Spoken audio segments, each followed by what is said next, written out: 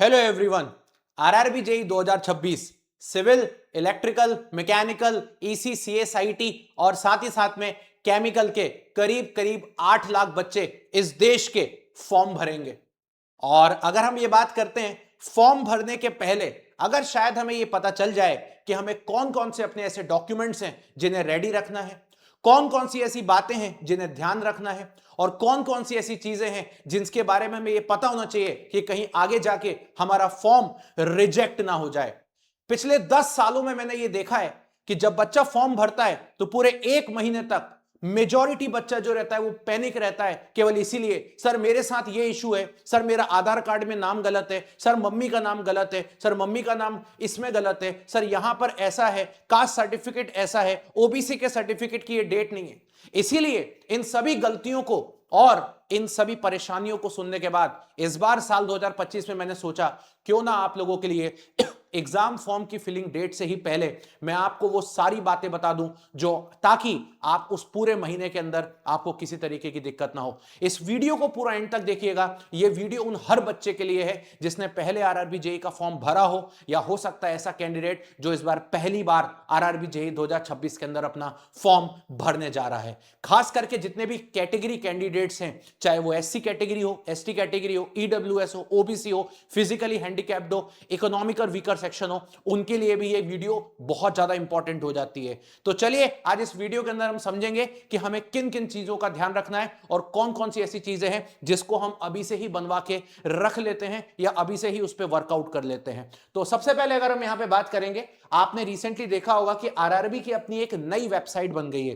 पहले की वेबसाइट अलग थी, जब अलग अलग वेबसाइट्स पर अलग अलग चीजें हुआ करती थी, लेकिन अब एक नई कॉमन वेबसाइट बना दी गई है रेलवे रिक्रूटमेंट बोर्ड के द्वारा। लेकिन अगर मैं बात करता हूं बाकी सारी चीजों के बारे में कि हमें कौन कौन से, अच्छा ये सारी कंटेंट मैं आप लोगों को हिंदी और अंग्रेजी दोनों ही माध्यम में प्रोवाइड करूंगा ताकि हमारे जितने भी बच्चे हैं उन सभी बच्चों को अच्छी तरीके से समझ में आए।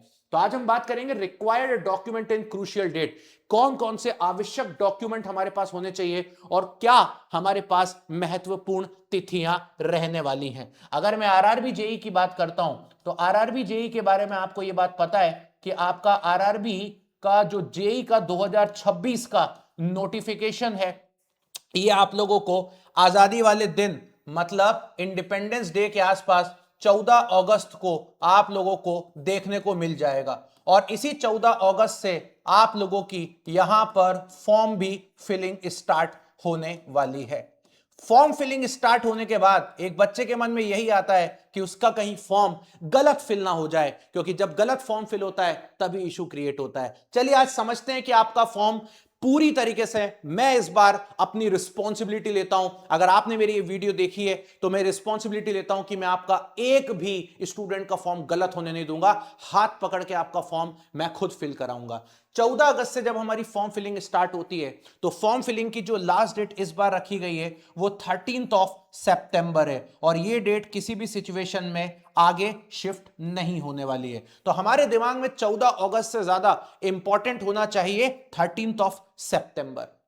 अब हमें किन किन चीजों की सबसे ज्यादा आवश्यकता है जरा समझेंगे और इनकी वैलिडिटी क्या है, हमारे सर्टिफिकेट्स की क्या वैलिडिटी है, रेलवे को क्या चाहिए, ये सारी बातों को समझते हैं। सबसे पहले इंपॉर्टेंट यहां पर अगर मैं बात करने जाऊंगा तो आप लोगों के लिए आपको क्लोजिंग डेट के बारे में सारी इंफॉर्मेशन होनी चाहिए। क्लोजिंग डेट हमारे जो फॉर्म की है, मतलब जिस दिन हमारा फॉर्म भरा जाएगा, वो 13 सितंबर की है। और रेलवे के अकॉर्डिंग, ये रेलवे ने हमें पहले ही बोल दिया है कि आप सभी स्टूडेंट्स अगर डिप्लोमा और इंजीनियरिंग पास आउट हो चुके हैं 13 सितंबर के पहले तो कोई दिक्कत नहीं है, आप आराम से फॉर्म भरिए।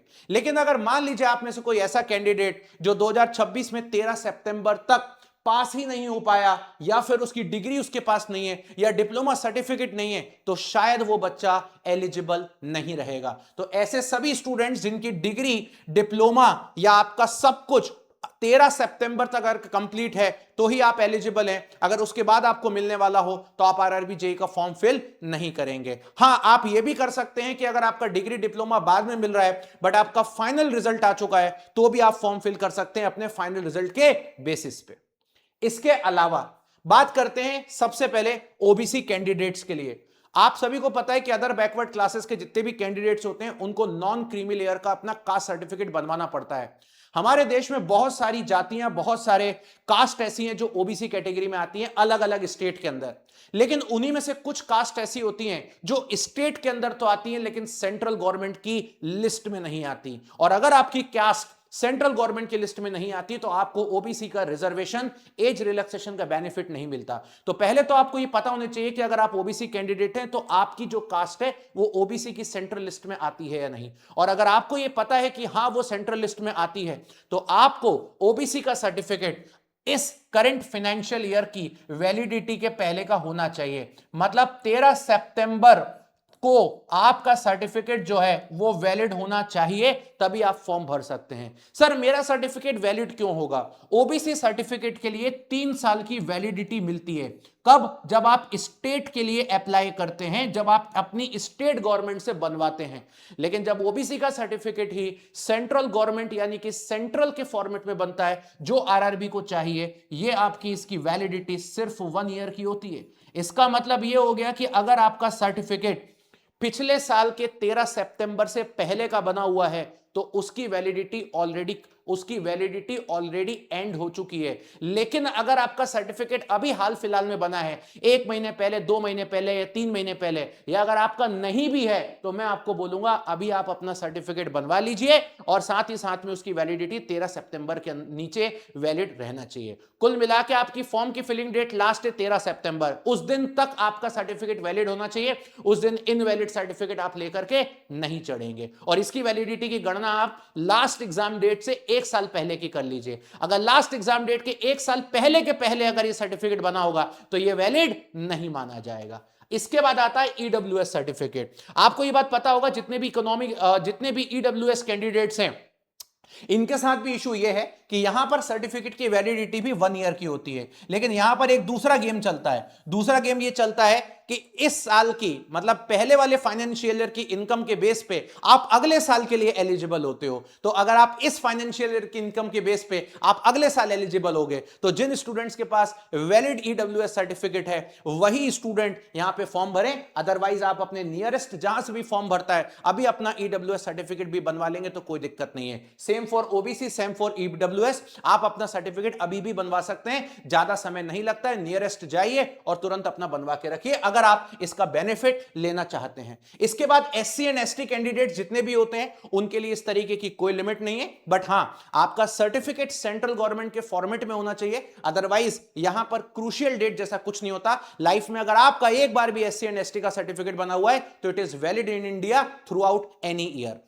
अपार्ट फ्रॉम दैट इसके बाद हम लोग चलते हैं फोटो और सिग्नेचर के ऊपर। बहुत बार बच्चों को फोटो की दिक्कत होती है, बहुत बार बच्चों को दिक्कत नहीं होती है। अब यह भी हो सकता है कि इस बार आरआरबी आपके लाइव कैप्चर का फोटो ले ले, तो अगर आरआरबी लाइव कैप्चर का फोटो लेगा तो वेरी वेल एंड गुड, कुछ नहीं करना, आपको अपने फोन से ही कैप्चर करना है। लेकिन अगर आरआरबी लाइव कैप्चर का फोटो नहीं लेना तो आप अपनी फोटो को 30 से लेकर 70 केबी के जेपीजी फॉर्मेट में व्हाइट बैकग्राउंड में बना के अभी से रख लीजिए।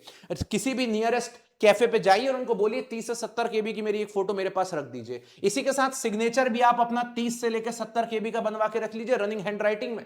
और रेलवे के अंदर कैपिटल लेटर्स के अंदर सिग्नेचर एप्लीकेबल नहीं होता है, तो आपका सिग्नेचर जो है वो कैपिटल लेटर में एप्लीकेबल नहीं है। इसके बाद एससी एसटी सर्टिफिकेट या ओबीसी सर्टिफिकेट, इन सभी सर्टिफिकेट की जो डेप्थ होगी अपलोड करने की वो सब की सब आपकी 500 केबी की होगी। तो 500 केबी में इसको बढ़िया एक स्कैन करवा के अपने पास रख लीजिए। इसके बाद आपके पास एक आईडी प्रूफ होना चाहिए जो कि सबसे इंपॉर्टेंट चीज है। और आईडी प्रूफ आपके पास अगर आधार कार्ड है तो इससे बेटर कुछ नहीं हो सकता।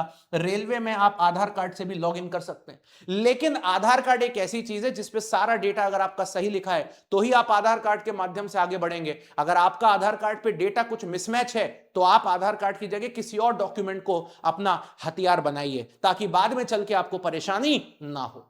इसके अलावा अगर मैं बात करता हूं आपकी एजुकेशनल क्वालिफिकेशन में सबसे इंपॉर्टेंट है आपकी 10th क्लास की मार्कशीट, क्योंकि आपकी 10th क्लास की जो मार्कशीट है उस पे जो डेटा लिखा हुआ है यानी कि आपकी डेट ऑफ बर्थ यानी कि आपकी जन्म तिथि वही आपकी यहां पर भी आपको पुट करनी है। इसके बाद आपका एप्लीकेंट्स नेम, अगर आपका नाम 10वीं कक्षा में लिखा हुआ है, जैसे मेरा नाम है मोहित कासन्या, तो 10वीं कक्षा की मार्कशीट में भी मोहित कासन्या लिखा रहता है। लेकिन अगर मान लीजिए किस कारणवश मेरे मम्मी पापा ने 10वीं क्लास में मोहित ही लिखवाया है, तो मैं अपनी लाइफ में सभी फॉर्म या आरआरबी जेईई 2026 का फॉर्म मोहित के नाम से ही फिल करूंगा, मोहित कासन्या के नाम से फिल नहीं करूंगा। इसके अलावा आपके पेरेंट्स का नाम, और पेरेंट्स के नाम में आता है मदर्स नेम, तो जो मदर्स का नेम आपकी 10th क्लास की मार्कशीट में लिखा है वही आप फॉर्म फिलअप में करेंगे। भले ही आपकी मम्मी का नाम कुछ और है या कुछ और स्पेलिंग है किसी उनके पर्सनल डॉक्यूमेंट्स में, उससे मैटर नहीं होता। आपका मम्मी का पर्सनल डॉक्यूमेंट कभी कोई चेक नहीं करेगा, लेकिन आपकी मम्मी का जो एक्चुअल नाम लिखा हुआ है 10th की मार्कशीट पे वही आपको यहां पर फिल भी करना होता है। इसके अलावा अगर हम बात करते हैं, इंजीनियरिंग डिप्लोमा डिग्री के सर्टिफिकेट्स आपके पास होने चाहिए।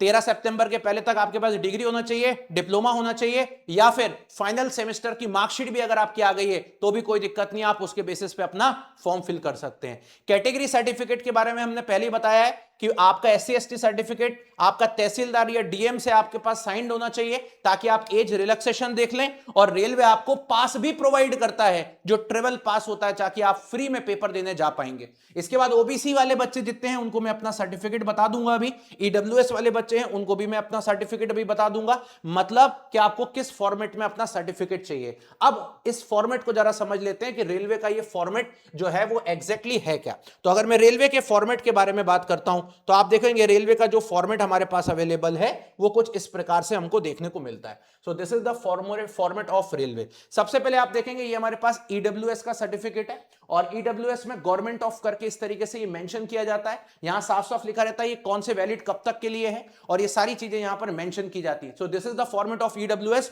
ये आपको मैं अपने टेलीग्राम पर भी प्रोवाइड करवा दूंगा। इसके बाद आप देखेंगे ये कास्ट सर्टिफिकेट है SC एंड ST कैंडिडेट्स के लिए, जहां पर कहीं कुछ भी अलग सा मेंशन नहीं होता। इस तरीके का सर्टिफिकेट फॉर्मेट आपका यही होना चाहिए। लेकिन जब OBC की बात करते हैं तो यहां पर थोड़ा सा मामला अलग हो जाता है बिकॉज ऑफ कैटेगरी। OBC के सर्टिफिकेट पे by default government of India लिखा होना जरूरी है, मतलब ये किसी स्टेट गवर्नमेंट से आपका नहीं बनता, स्टेट में ही है बट ये सेंट्रल गवर्नमेंट के फॉर्मेट में बनता है इस तरीके से। और यहां पे जो सिग्नेचर भी किए जाते हैं वो सिग्नेचर जो है वो एक अपर पोस्ट के पर्सन के द्वारा किया जाता है, कोई सर्कल ऑफिसर यहां पर सिग्नेचर नहीं करते हैं। तो दिस इज फॉर OBC। ये तीनों फॉर्मेट आपको मेरे टेलीग्राम पे मिलेंगे, अगर आपके पास नहीं है तो आप पहले से इसको बनवा के रख लीजिए। अब सबसे बड़ी जो दिक्कत स्टूडेंट्स को आज तक आई है वो एक कास्ट सर्टिफिकेट को लेकर के आइए, एक आधार कार्ड को लेकर के आइए, और एक अपने नाम को मिसमैचिंग को लेकर के आइए। मुझे लगता है मैंने ये तीनों ही बातें आप लोगों को परफेक्ट रूप से क्लियर कर दी हैं। अब कुछ स्पेशल कैटेगरी के भी सर्टिफिकेट होते हैं रेलवे के अंदर। जैसे सबसे पहले कुछ स्टूडेंट्स फॉर्म भरेंगे EBC कैटेगरी में। EBC का मतलब होता है इकोनॉमिकली बैकवर्ड। ये वो स्टूडेंट होते हैं जिनकी पारिवारिक आय या फैमिली इनकम 50,000 से कम है। ऐसे स्टूडेंट्स को फीस कंसेशन मिलता है, मतलब उनको फॉर्म में फीस नहीं भरनी पड़ती। तो उन सभी स्टूडेंट्स को आपके पास एक इनकम सर्टिफिकेट आपको दिखाना पड़ेगा कि आपकी फैमिली इनकम 50,000 से कम है। इसके बाद माइनॉरिटीज, तो माइनॉरिटीज के लिए एक नॉन जुडिशियल स्टैम्प पेपर लगाना पड़ता है फीस वेवर के लिए, और यहां पर कोई बेनिफिट नहीं होता। PWD कैंडिडेट दिव्यांगजन के लिए डिसेबिलिटी सर्टिफिकेट चाहिए, मेडिकल बोर्ड से इशू होना चाहिए। एक्स सर्विसमैन के लिए ओरिजिनल डिस्चार्ज सर्टिफिकेट और सेल्फ डिक्लेरेशन सर्टिफिकेट होना चाहिए, और जितने गवर्नमेंट इंप्लॉइज हैं उनके पास NOC यानी कि नॉन ऑब्जेक्शन सर्टिफिकेट होना चाहिए। जितने भी ऐसे लोग हैं जो ऑलरेडी गवर्नमेंट जॉब में हैं, एज अ जूनियर इंजीनियर या कहीं और काम कर रहे हैं, और जब वो रेलवे का RRB का फॉर्म भरते हैं तो यहां पर आपको NOC जरूर अप्लाई करना है। विदाउट NOC आप अप्लाई मत करिएगा। लेकिन अगर आप प्राइवेट सेक्टर में काम कर रहे हैं तो कोई दिक्कत नहीं है, आप विदाउट NOC भी अप्लाई कर सकते हैं। आपको अपना एक्सपीरियंस शो करना है तो करिए, नहीं करना है तो कोई दिक्कत नहीं है, आप आराम से उस चीज को भी ओमिट कर सकते हैं। लेकिन अगर आप गवर्नमेंट एम्प्लॉय हैं, चाहे वो स्टेट गवर्नमेंट है, चाहे कॉन्ट्रैक्ट बेसिस पे हो, चाहे आप परमानेंट एम्प्लॉय है, आप अपना NOC जरूर यहां पर सबमिट करें। कुछ इस प्रकार की बातें हैं जो हमारे सामने अवेलेबल है। फोटो इसके में बना के रख लीजिए, PDF इसमें बना के रख लीजिए। ये दो सारी चीजें मैंने आप लोगों को बता दी, और होपफुली ये सारे डॉक्यूमेंट्स अगर आप रेडी करके रख लेंगे, आने वाले समय में आपको दिक्कत नहीं होगी। मान लीजिए मेरी इस वीडियो के बाद किसी को लगता है कि सर मुझे अभी भी थोड़ी सी दिक्कत है, तो आप मुझसे पर्सनली भी बात कर सकते हैं। ये मेरा टेलीग्राम चैनल है, ये आप देख सकते हो, मोहित कासन्या सर टेक्स्ट बुक। लाखों बच्चों को RRB के अंदर पढ़ाने के बाद, हजारों बच्चों के सिलेक्शन देने के बाद खुद अपना आरआरबी जेईई में सिलेक्शन लेने के बाद आप सभी को वापस से गाइड कर रहा हूं और एक बड़े भाई की तरह मैं आपको यहां पे गाइड करता रहूंगा। आपको बिल्कुल भी पैनिक होने की जरूरत नहीं है। 2026 के आरआरबी में हम मिलकर फोड़ेंगे। ये मेरा टेलीग्राम चैनल है, इसको ज्वाइन कर लीजिएगा। किसी भी तरीके की परेशानी हो तुरंत आप मुझे बताइएगा, तुरंत मैं आपके सामने अवेलेबल हो जाऊंगा। इसके अलावा अगर हम बात करते हैं तो आप सभी के लिए ये टेलीग्राम चैनल हो गया, मोहित कासन्या सर टेक्स्ट बुक है, ये फोटो आपको दिख जाएगी। और अगर आपको लगता है कि आपको प्रिपरेशन करनी है, आप किसी भी ब्रांच से बिलोंग करते हैं, चाहे सिविल, मैकेनिकल, इलेक्ट्रिकल, ईसी, तो आपके लिए वन ऑफ द बेस्ट इसी वीडियो के नीचे डिस्क्रिप्शन में आरआरबी जेईई एई जेईई सिविल, एई जेईई इलेक्ट्रिकल और एई जेईई मैकेनिकल के कॉमन सब्सक्रिप्शंस हैं। इनके अंदर आप अपने आप को एनरोल कर सकते हो और जब आप इनको एनरोल करोगे तो यहां पर आपको आरआरबी जेईई का और भी बहुत सारे एग्जाम्स के डिटेल बैचेस एक ही कॉमन सब्सक्रिप्शन के अंदर मिलते हैं। साथ में आपको बुक्स मिलती हैं, साथ में आपको फॉर्मूला चार्ट मिलता है और एज अ इलेक्ट्रिकल मेंटोर मैं आपका पूरा इलेक्ट्रिकल इंजीनियरिंग को बेहतर तरीके से डील करूंगा। इसके बाद आप यहां पे देख सकते हो, आप इसको एनरोल भी कर सकते हो। और साथ ही साथ में ये वीडियो सिर्फ आपके लिए ये नहीं है कि आपको मैं सिर्फ डॉक्यूमेंट्स बता रहा हूं। मेरी जितनी भी आरआरबी जेईई की वीडियोस आएंगी वो सभी आप लोग के लिए उतनी इंपॉर्टेंट होगी। आपका पेन पकड़ के डिपार्टमेंट की प्रेफरेंस भी मैं ही भरवाऊंगा, आपको परेशान होने की जरूरत नहीं है। ये प्राइस भी आपकी कम हो जाएगी अगर आप यहां पे टेक्स्ट बुक का एक यूनिवर्सल कूपन कोड लगाते हो, दैट इज कॉल्ड मोहित के। जैसे आप लगाएंगे ये प्राइस भी आपकी ड्रास्टिकली रिड्यूस हो जाएगी। तैयारी करिए मेरे साथ, फोड़ना स्टार्ट करेंगे। वीडियो को लाइक कर दीजिएगा, चैनल को सब्सक्राइब जरूर कर लीजिएगा। इसी तरीके से मिलते रहेंगे अगले सेशन में। और वीडियो के नीचे अपनी ब्रांच जरूर कमेंट करिएगा या आप किस परेशानी से जूझ रहे हैं अपने डॉक्यूमेंट्स को लेकर के वो जरूर बताइएगा। Thank you so much, bye bye, take care, love you everybody.